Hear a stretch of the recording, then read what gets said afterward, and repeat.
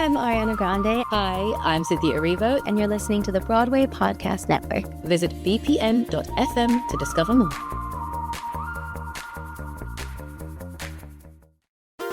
There's a cat over here. There's a cat over there. And the wrong one died. And the wrong one died.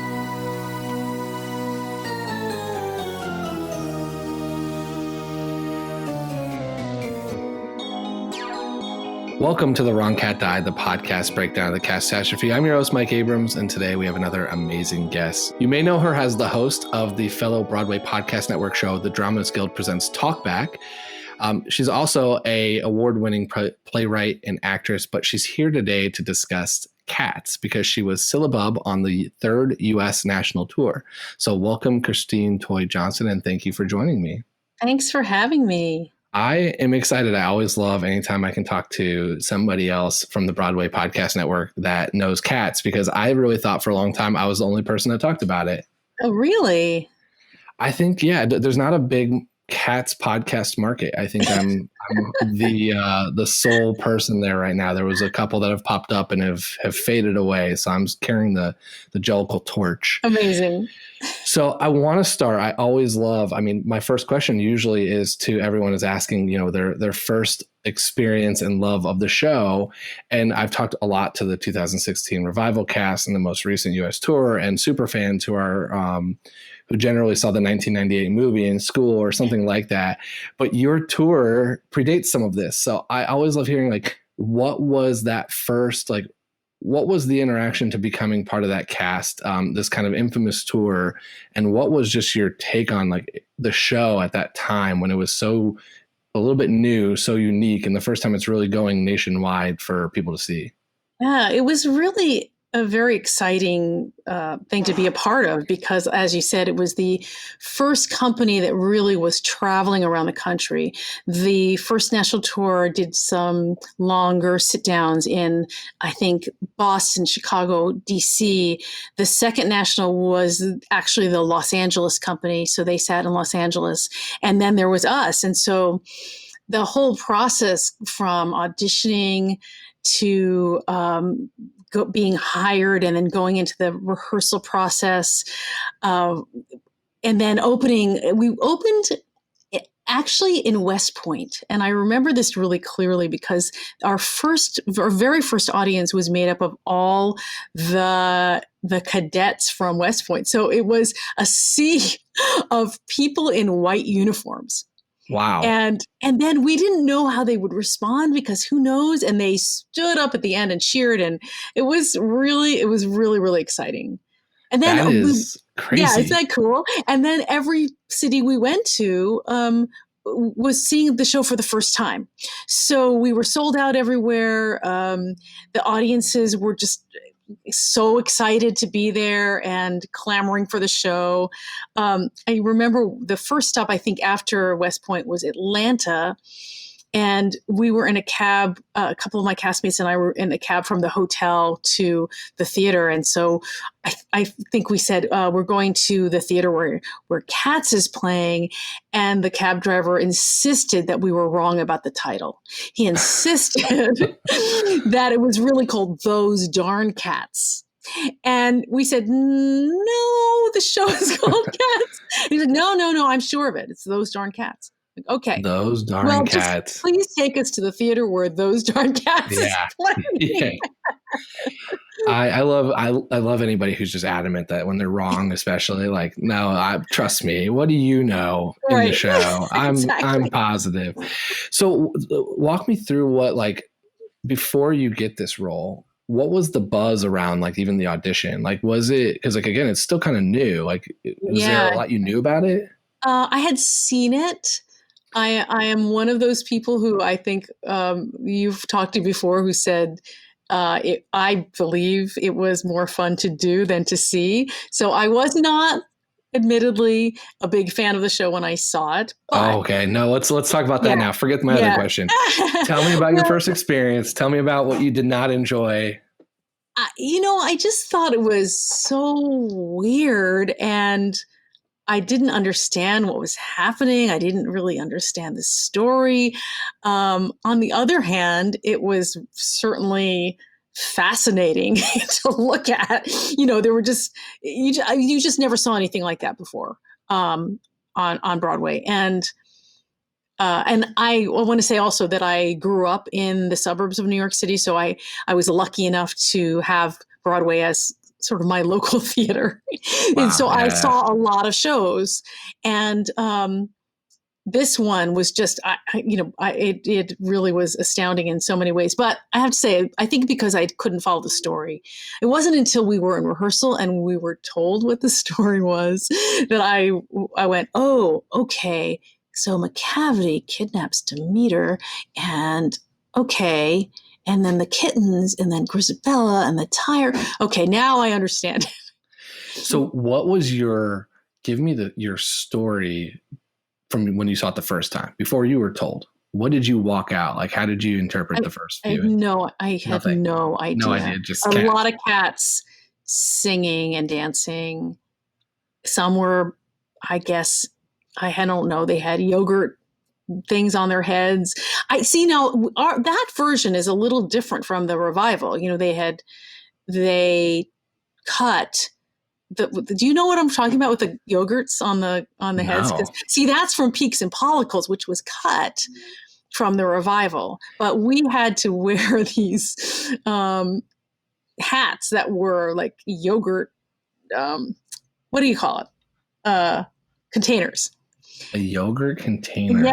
Yeah, because all of the stuff that the cats would use was from the trash, right? So the version I saw had like shoe boxes as hats. Yes, there were those too, but we had some yogurt heads, and then I didn't know what was going on. So you saw the story, didn't understand it, struggled through kind of following it, which is I think a lot of people who see it, but now you're in the show. And you get told a story. What were you told? How would you explain now, as the expert who has been explained the story? How would you explain to somebody who was, going to go see the next tour or the next casting when it comes back out in some capacity? I would say it's the story about a tribe of cats that is deciding which one is going to transcend our world and go to their equivalent of heaven, which is the Heaviside Layer. And so the task of the tribe is to choose which cat will go on to her next life. And how are they choosing? Like what? I mean, that's a very overarching theme. It is, right? I don't remember actually that part. Okay. Because when I started thinking about this, talking to you, I did feel like I couldn't really come up with why we would choose. I know this is not the question yet, and we'll probably come to it like much later, but why we did choose Grizabella, I'm not sure. It's the $1 million question. And I have a lot of episodes explaining why I don't agree with that decision. Yes, I know. We will get there. Get there. I would love to hear a little bit about the reaction. I know you sold out. I know you were in outdoor theaters. You were in theaters that were huge.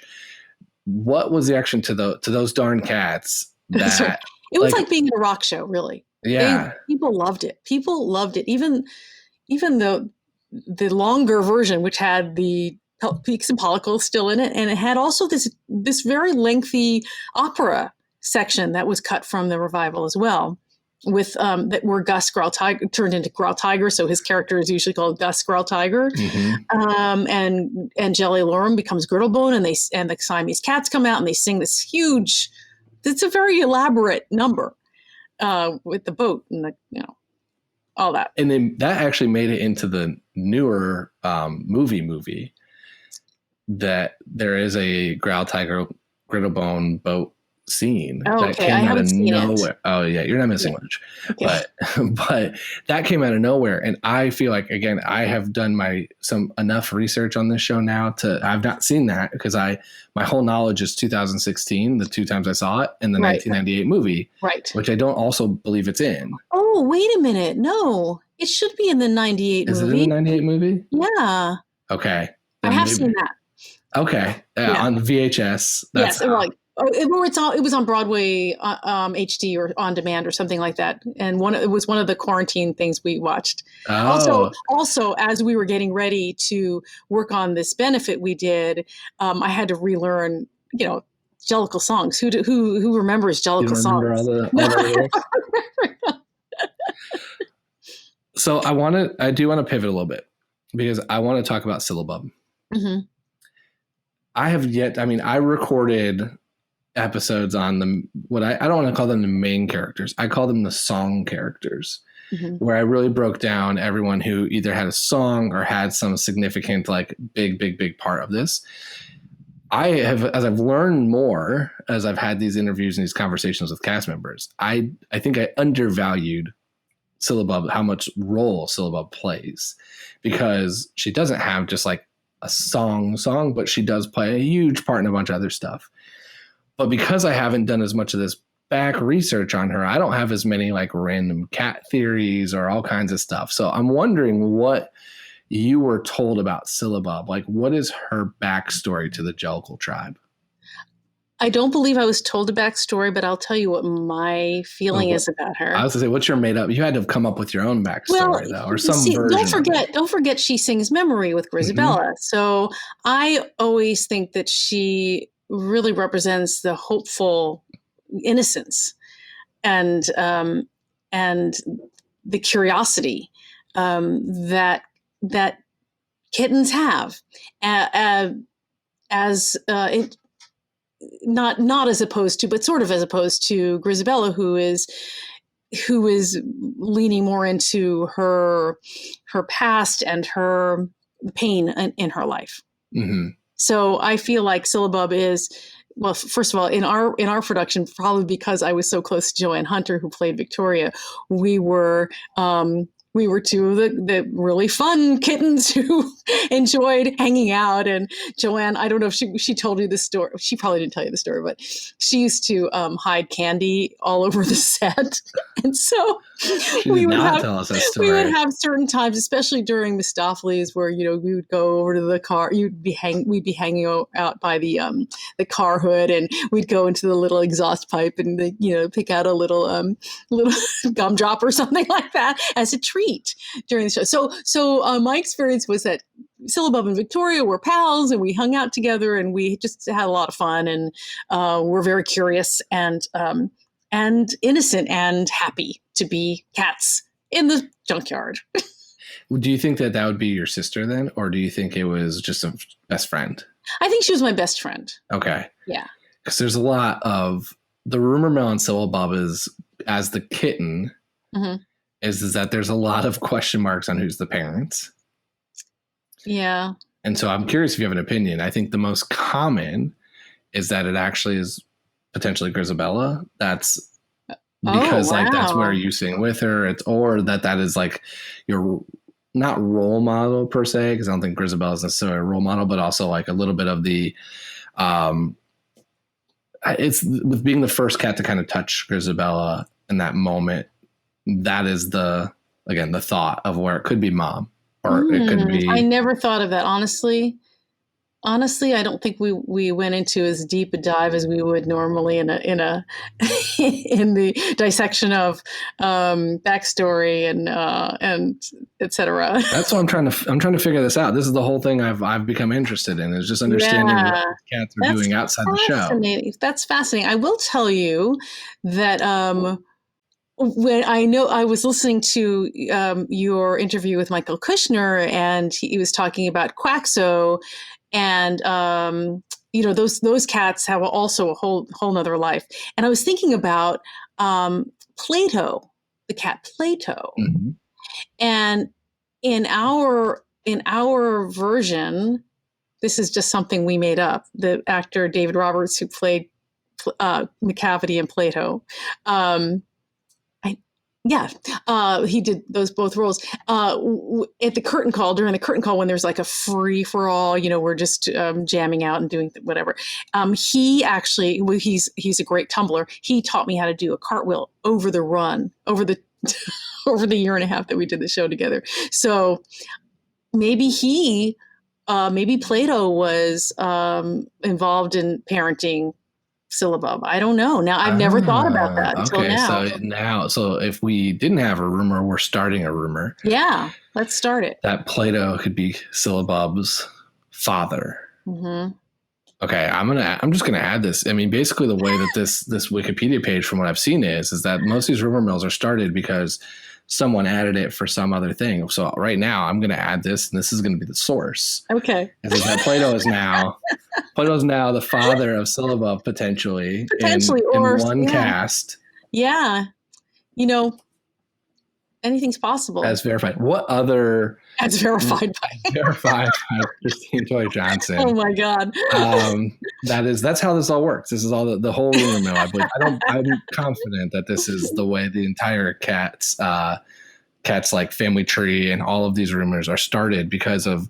I really think a lot of the relationships you see, I think there's a lot that's very thoughtful of Trevor Nunn or like that. So like there's very much these two, like the twins are clearly have I think like I never picked up on that. And now I'm fascinated by that but they have very, very much so. It's like they react first. It's like there's very clear things that they need to be together. They do those things. Mm-hmm. The rest, I firmly believe, these two are in a different show on Broadway together and are very good friends.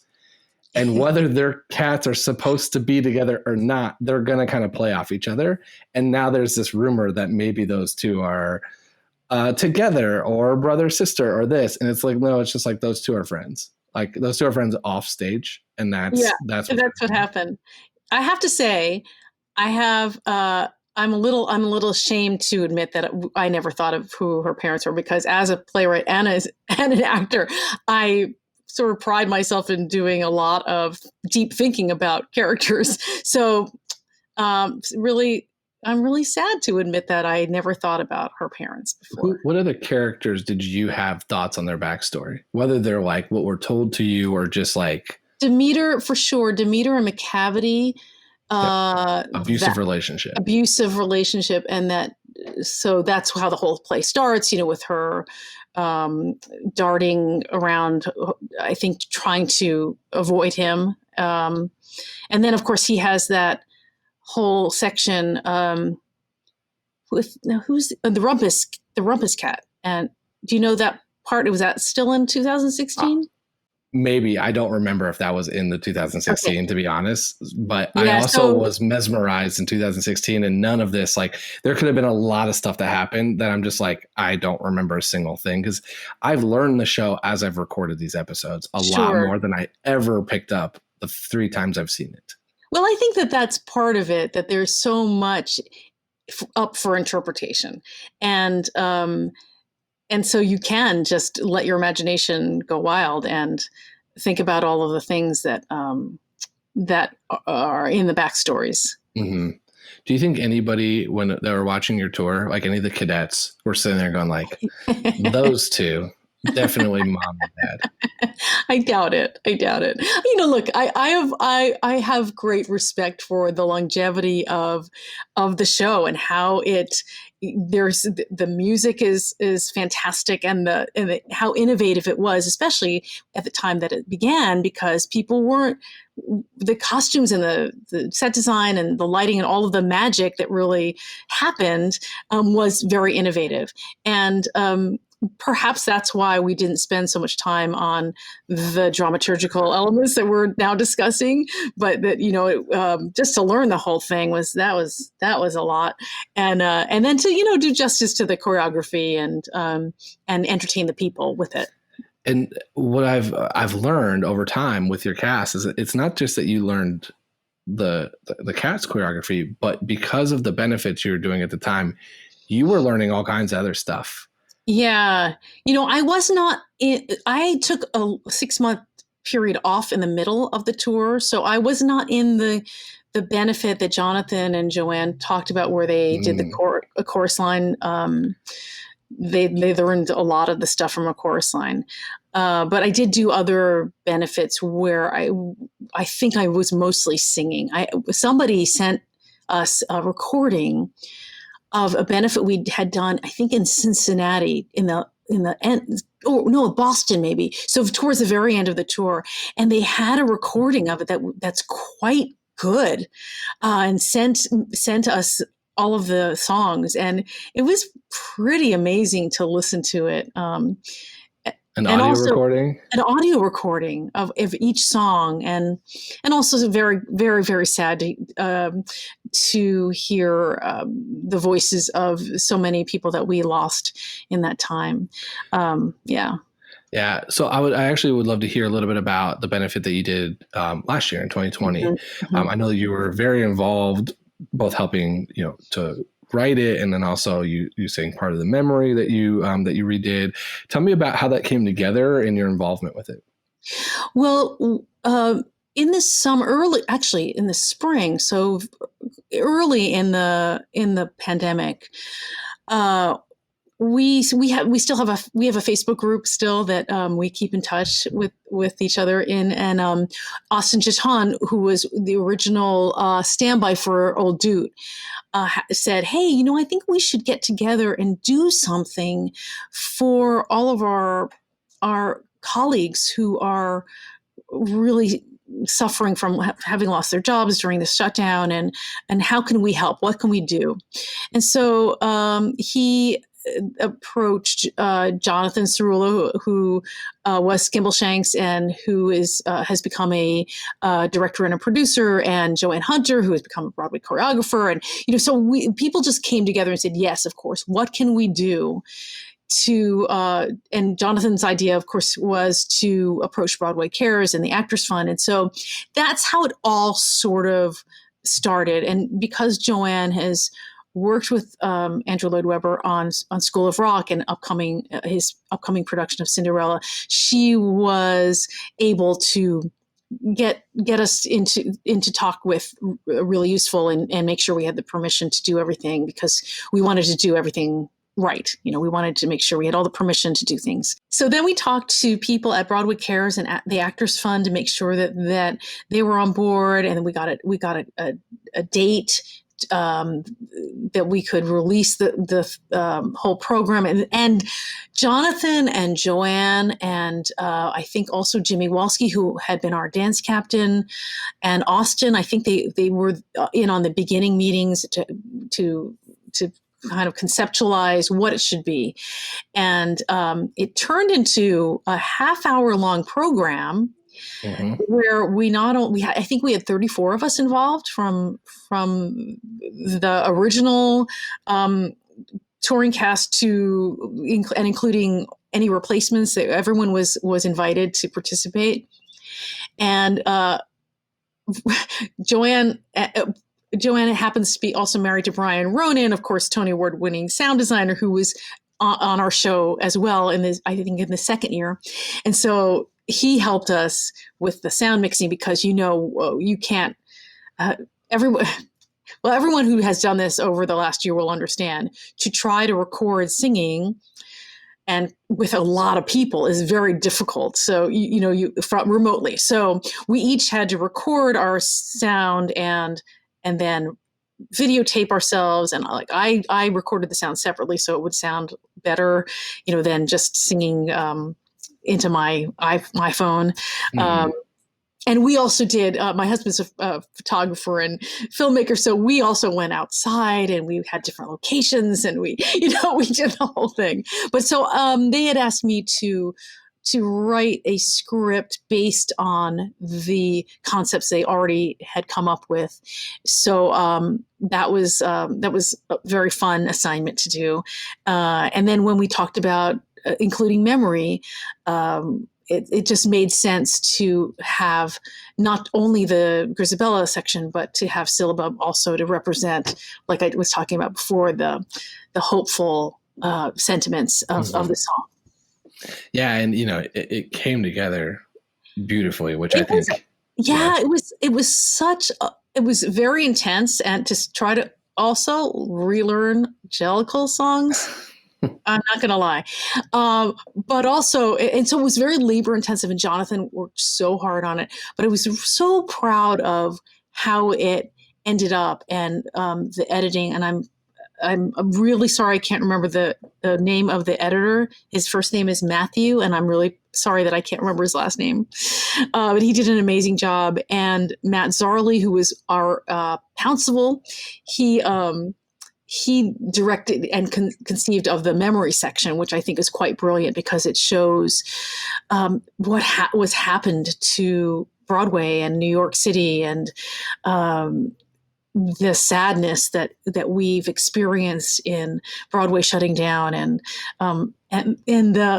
the cautious optimism I think we have about returning. And this was in the summer, so we really had we had even less idea than we do now about the return.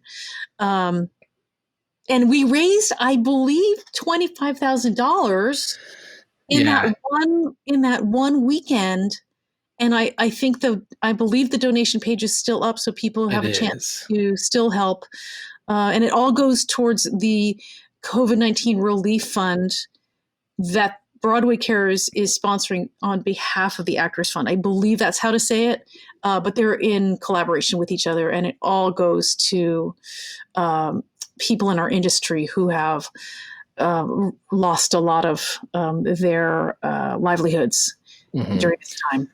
And the site is still up, and we'll link it in the description. So if any amount you can give is very much appreciated. But yeah, it did raise a bunch of money on the weekend, and it was such a cool thing to be able to see an entire or most of the cast come back together and do this thing. And then as I've talked to many members of your cast recently, it's been really fascinating because I didn't think about I think a lot of us are taking for granted how well that was edited.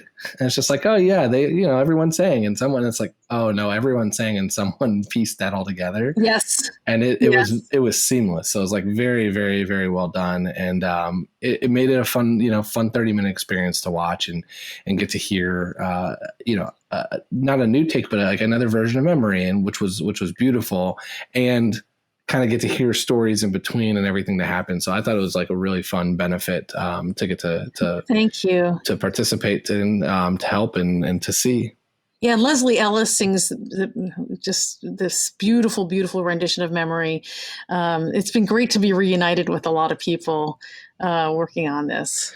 That's amazing. I want to rapid fire a couple things of fun questions, and then we gotta talk about Grizabella. Okay. So first one would be, if you could play any character in the show, forget male, female, anything, whether you could sing it, dance it, who would you want to play? I always wanted to play Jelly Lorum / Grittlebone, because of because I think she's so warm, and Joanna Beck, who played in our company, was so beautiful, but it's really warm, and also got to sing the soprano diva parts. And I'm a soprano, and I always wish I had gotten to play that part. Mm-hmm. What about your favorite and least favorite character? Well, Victoria's probably not my favorite character, but again, probably because she's my pal. Yeah. And we had a really good time, and we ate candy together, when we shouldn't have been. Victoria might be in your cast, might be my favorite character if they're hiding candy around the stage. Yeah, exactly. My least favorite character probably would be McCavity, just because he terrorized everyone. So I love it. Your choices are very much into the plot. Which is good. For as much as you clearly didn't like that first one, it resonated. Like you did pick up that McCavity's the protagonist, and yeah, and as much I have to say this, as much as I was not a fan of the show when I saw it, I loved doing it. It was awesome, and it was great to be in this company that was getting to share the show with people for the first time, and we had a very close company, and it was fun. So I had a great experience doing it. Did you see the 2016 revival? Like, how many times have you seen it since? you Not did that it many times. We were invited to the closing night on Broadway, whatever year that was. You probably know. in the revival. No, the original. Oh, the original. No, Yeah. Okay, I so don't. I should, but I don't. yeah, you should, Mike. So we were all invited to the last performance and also big blowout party on Chelsea Piers, which was amazing. It was an amazing with fireworks and all kinds of things. So I saw it then, and then I saw it. I'm a Tony voter, so I saw the 2016 revival, and it's really interesting because some of the choreography was still intact from Gillian Lynn's or inspired by it. And I could feel my body doing some of the music would play on. I'd feel my body doing, starting to raise my arms, and it's a reflex really for you. Yeah. I'm surprised you didn't start singing. No, that would be annoying. I've been to shows where that's not been the case. I know. Okay, my favorite song. So, speaking of like feeling that visceral response to the music, this probably is going to be a weird response, but I love the Jellicle Ball. The Jellicle Ball. I don't think that there's that many people that have said that as an answer. It's just because it was a bear to dance, because it's like, I don't know, it felt like it was 17 minutes long. I don't know if really it was that long, but it was very, very long and rigorous and required every ounce of stamina you could muster. But there was something about it that I just loved dancing, and the music just really came into my body and my soul, and just it was fantastic. It was really fun to do. It's an interesting number because it is this like very beautiful and amazing thing to watch, and then I learned that it's basically an orgy. Well, no, we were never told that. So that seems to be a consensus. Okay. So maybe that's a more recent interpretation of it. Yeah, I have a feeling we were a little more innocent about the way we looked at the show back. Yeah, a little different in the 80s, and still kind of new. Now there's a jaded version. There's people that love it or hate it, and so everyone's got a version now for others saying it. My last rapid fire question before we talk about Grizabella, and I'm super interested for this because this is like, I think, your wheelhouse. But there is a group of fans who have a Tumblr accounts where they actually interact writing as characters. And so they basically just interact with each other. So I'm writing as one of the cat, you're writing as another cat, and we're in whatever situation we're in. If, as a writer, which cat would you want to write for? Like, which cat would you say, this is a storyline I want to figure out, right? This is the character that I could do a lot with. I would have to say Sillabub, because now you know it. Well, because you've pointed out that I don't really know it. So yeah, now you got to fill in the blanks. I got to figure it out. I would want to figure that out. Also, I am a self-described pathological optimist, and I think that I would enjoy writing the hopeful side of Sillabub's thoughts and inspirations, that kind of thing. That's fun. I took the total opposite route. I thought, let's write McCavity. Let's just be the villain, because that's not my personality type. And so it'd be fun to kind of write something totally different. Sure, yeah. Okay, time for the $1 million question. Uh-huh. I have argued for episodes that I don't think Grizabella is the right Jellicle choice. And so I'm curious with your thoughts on this, if you agree or disagree. And if you're going to defend her, I'd love to hear your defense. And if you're going to say somebody else, I'd love to hear why somebody else. Well, I actually probably have both the... Oh, that's no... Okay, I'll let you tell me both sides, but I want to hear which one you would choose if you had to vote. But I would love to hear both arguments. Well, I have great compassion for Grizabella, and I think because I got to sing with her, so I have that compassion for her. I do feel like she was very closed off to us, and so I wonder why she was chosen, because she wasn't really a part of the tribe as much as, say, Gus. Mm-hmm. The theater cat. He was so dear and struggling with a lot of things. So I also have compassion for Gus. And so in thinking about this question, because I knew it was coming, I do feel like probably I would choose Gus because he was part of our community and he told his story to us. But on the other hand, who knows? There's so many things that we don't know about people.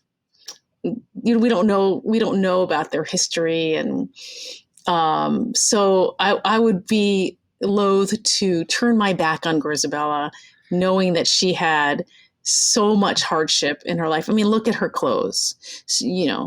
She had a lot. She's been through a lot. That is fair. I think that it's fair to say we don't know the full story. Mm-hmm. I like to fill in the blanks, though. Mm-hmm. I like the idea of like, there's some of the beauty in there. We know a few things, but it's very clear by the rumor mill. We don't know a lot of things. Right. And that is, I think, part of my biggest reason why I don't pick her is because from what I do know, I struggle to see how that would make her the choice. So I know there's stuff missing. I know there's some blanks we need to fill in, which is, I think, clear. I have a guess at what happens when she left the tribe and when she's coming back. And I think that it's probably a darker version now. I think now I'm starting to rethink all of my thoughts. If you're saying that it's the more recent group of people that have this dark version of the show is more family and wholesome in the earlier runs. But from what I read and from what I interpreted and kind of looked is that she went off and did some things that aren't appropriate or weren't great or weren't very well. And she's coming back beat up and ready to kind of try to hopefully be rejoin the tribe. Okay. I don't have a problem with her being the choice. I think you can make the argument of redemption. I think where I actually really struggled the first time I saw it is that she just comes back and immediately is rewarded. Whereas I think she's probably the leading candidate for next year. Okay, that's fair. But that's actually not at all how I walked out. This is as I've thought about it more. I walked out and I watched it with like a singing competition. And so I just purely was like, oh, which cat gave me the best performances? And it wasn't her.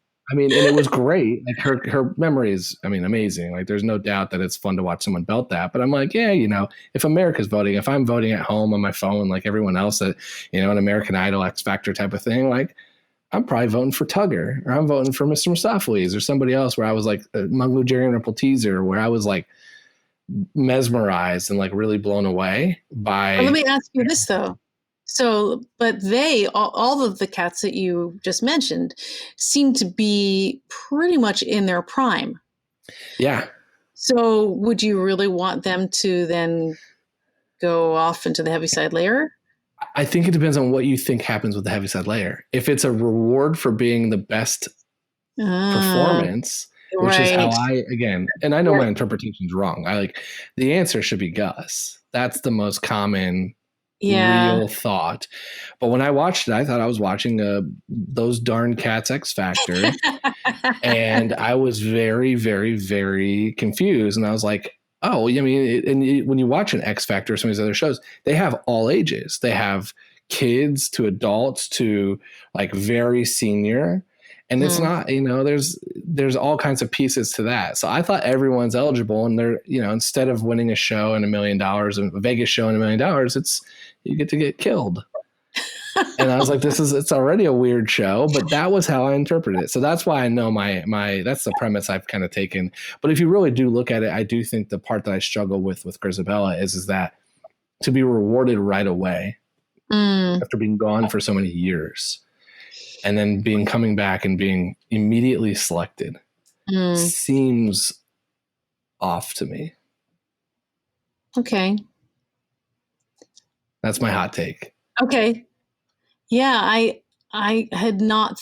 Well, I didn't know this other piece of information that you've uncovered. So I don't know. I have to think about that some more now. Yeah, there's a lot of arguments. I've heard a couple creative ones that I love. I get the redemption story. I mean, there's no doubt that some very, very talented historic people worked on this play and came up with the story and plot. And so who am I to judge, except for to have some fun poking fun at it. But I would like to write a different ending. Well, I think that's sort of the beauty of theater, right? That we're talking about this show that's been around for literally decades, and it's sparked a lot of imagination, and that's a pretty amazing thing. It doesn't happen all the time. It is a incredibly polarizing show. Yeah, it has a lot of very passionate fans. It has some weird hate to it, and it has a lot of confusion. Yes. But it is almost universally known. Yes. And that's what is kind of crazy. I mean, this whole thing is, has spun off from one joke that that was made in passing that has turned into this. But my knowledge, this was a show that when it came back, I was just like, well, I never saw it. I didn't know much about it, but I was like, I knew I needed to see it. Even as just a casual Broadway fan. And so that's how I ended up there. And then I was very confused and a little too sober to see it the first time and needed more belief. But it is such an open-ended world that has been built that it gives you the ability to kind of plan it in a lot of different ways. Yeah. And really the poetry of T.S. Eliot, that's really something fascinating to look at too. If you just pick it apart, by the great music and the poetry, and then what they did to make it into what they did. Yeah, it's pretty interesting to think about. Absolutely, totally agree. What else? I'd love to hear what else you're working on. I know you've got. I mean, we talked a little bit about the podcast. I mean, I know you've got a lot of things in the works. So tell me, what is kind of on your plate right now? Well, yeah, it's been an incredible year. Actually, I've been on the first national / North American tour of Come From Away for 18 months before the coronavirus so rudely made us stop, and so. Eventually we will go back on the road, and so we'll do that some more, and that's been an amazing experience. In the same way that Cats was, in some ways, in that cities are seeing the show for the first time when we visit, and so that's been incredible. I've had the really good fortune of going back to work on TV the last couple of months since the safety protocols have been really developed, and so I've had a chance to guest star on a couple of on Bull, where I'm a recurring judge, and NCIS New Orleans. So that was fantastic, and then I'm a writer, so I'm writing I'm doing a commission, writing a new musical with Jason Ma, one of my collaborators, for Village Theater outside of Seattle. I just wrote a short piece for Ars Nova that will be part of their programming in April, and a lot of different writing projects that are in various stages of development. And at the Dramatist Guild, I'm on part of the elected leadership of the Dramatist Guild and chair of their Diversity, Equity, Inclusion Committee. So we're doing a lot of work with town halls to talk about these expanded conversations that are happening surrounding access and inclusion, et cetera. Yeah, and I mean, well, now you've got to write Sillabub's story, so you got another writing project on your plate.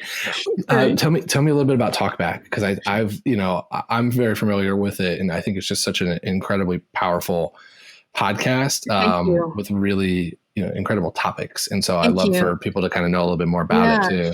So while I was on the road, I would take some opportunities to talk with Dramatist Guild members in places where I could meet up with the regional rep and we could organize something. So I did these conversations that surrounded diversity, equity, inclusion issues, questions that people had, things people wanted to talk about in LA, Seattle, Salt Lake, and San Francisco. And what I came away with was that a lot of people had similar questions and concerns. And so I came back to the committee that I chair, and I said, I have this idea for how we might be able to disseminate information, other people's experiences with how they've navigated these issues. What if we do a podcast? And I talked to different people across the industry about topics like cultural appropriation versus appreciation, writing outside your lived experience, etc. And that turned into the podcast that we have that we're so happy to be on Broadway Podcast Network's part of their family.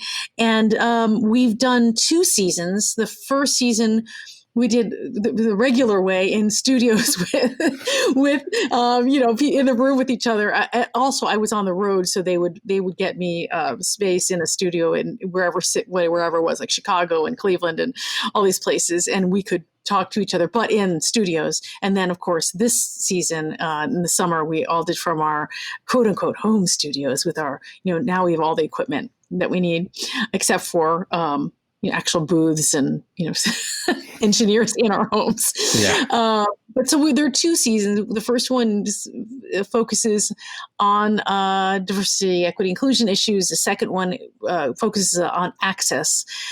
So that means a lot of different things. And we're looking forward to recording our 3rd season, hopefully this summer. Amazing. Yeah, I've always loved being part of the Broadway Podcast Network. I think what I love is the wide range of content that is that the network's given a home to and has given voices to. And so it's kind of fun to be, with my show being what it is, to have to be part of a network that also has these very thoughtful conversations and very important topics, while I'm sitting here arguing why Grizabella was the wrong cat It's great to have balance. It's great to have balance. Exactly. Yeah, and I also just want to say that the conversation started out as being very dramatist-centric, really talking to writers. And then as we've expanded we've been talking to industry people from across the boards. And it's been great to have inquiries to spark more conversations about access and inclusion. That's amazing. Final, probably most important question. Oh, okay. How do we stay in touch? Social media, website, how do people stay in touch with you? Thank you. So my website is my name. So it's www.christinetoyjohnson.com. And then on Twitter and Instagram, I'm at CToyJ, CTOYJ. Easy enough. Yeah. Well, thank you so much for joining me, for being here, for humoring me through all of this. It was great. It was so much fun. For telling me about those darn cats. I think that's the only way I'm going to refer to it from here on out. Yeah. I love it. I hope the guy, the driver in Atlanta is listening and is no, they're still wrong. It's still those darn cats. Thank you so much for doing this. I think it's wonderful to be able to have a lighthearted conversation about something. And also, for better or worse, it reminds us that the power of theater is really something else. And it really transcends all kinds of time periods and theories and preferences for which cat you'd rather see go on the tire into the ceiling of the theater. Yeah, I did explain it to somebody one time. I said, "Yeah, a bunch of cats sing, and then one of them murders, but that's a good thing. So don't worry. That's how we break it down." So there's a place for everything. I'm glad I've carved out this very niche region of the podcast land to discuss. I'm sure there's nobody else doing this. I don't think there's anybody else that is arguing on behalf of every other cat. That's what I'm here for. That's what the beauty of the podcast world is. Right. Everybody can, with a mic, can have a voice. That's right.